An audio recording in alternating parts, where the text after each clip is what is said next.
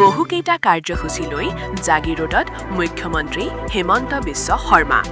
মৰিগাঁও জিলাৰ মৰিগাঁও ৰাজহ চক্ৰৰ অন্তৰ্গত উত্তৰখোলা মৌজাৰ বৰবৰে কিচামৰ ৩৩১ বিঘা চৰকাৰী ভূমি অধিগ্ৰহণৰ বাবে পৰিদৰ্শন কৰে মুখ্যমন্ত্ৰী হিমন্ত বিশ্ব শৰ্মা। বৰ্তমান এই স্থানত নিৰ্মাণ কৰিবলৈ কোনো চৰকাৰী আঁচনি নাই যদিও মাটিখিনি যাতে সংৰক্ষণ কৰিব পৰা যায় তাৰ বাবে এই মাটি পৰিদৰ্শন কৰিছে মুখ্যমন্ত্ৰীয়ে। ভৱিষ্যতে এই মাটিত চৰকাৰী অনুষ্ঠান, শিক্ষানুষ্ঠান আদি নিৰ্মাণৰ ব্যৱস্থা কৰিব চৰকাৰে। বৰবৰী কিচামৰ ৩৩১ বিঘা ভূমি পৰিদৰ্শন কৰি একেটা পূৰ্বে অধিগ্ৰহণ কৰা ১০০০ বিঘা ভূমিত চলি থকা আৰ্থ ফিলিঙৰ কাম পৰিদৰ্শন কৰে মুখ্যমন্ত্ৰীয়ে।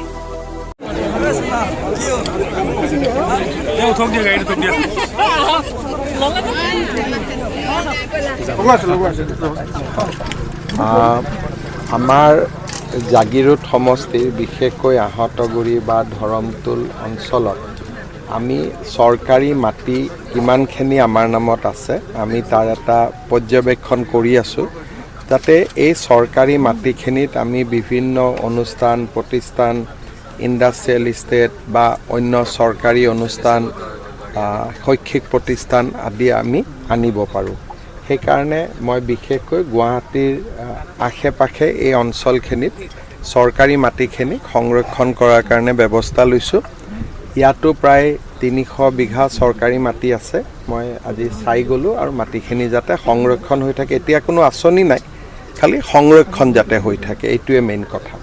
ছাৰ, যোৱাকালি ৰাজেন গোহাঁই ছাৰ মই ইলেকশ্যন হৈ গ'ল, এতিয়া ৰাজনীতিৰ কথা নুসুধিব, একেবাৰে ২৯ মানত সুধিব আৰু এইকেইদিন আৰু অলপ ৰাইজৰ কাম হৈ থাকক, হ'ব?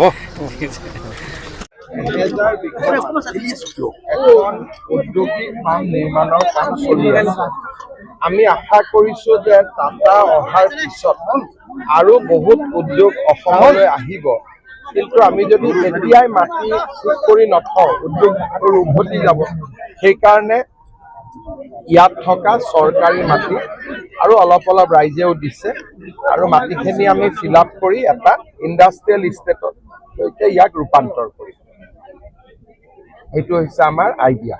গতিকে এতিয়া মাটি পুতি আছে, কিন্তু এতিয়াতো বানপানী আহিব, গতিকে ডিচেম্বৰ মানলৈকে প্ৰজেক্টটো কমপ্লিট হৈ যাব। আমাৰ বহুতবিলাক কাম আগবাঢ়ি গ'ল, কিন্তু মই আশা কৰিছোঁ যে অহাবাৰ যেতিয়া আমি আকৌ এডভান্টেজ আছাম পাতিম, অসমত আমাৰ বহুত উদ্যোগ আৰু আহিব।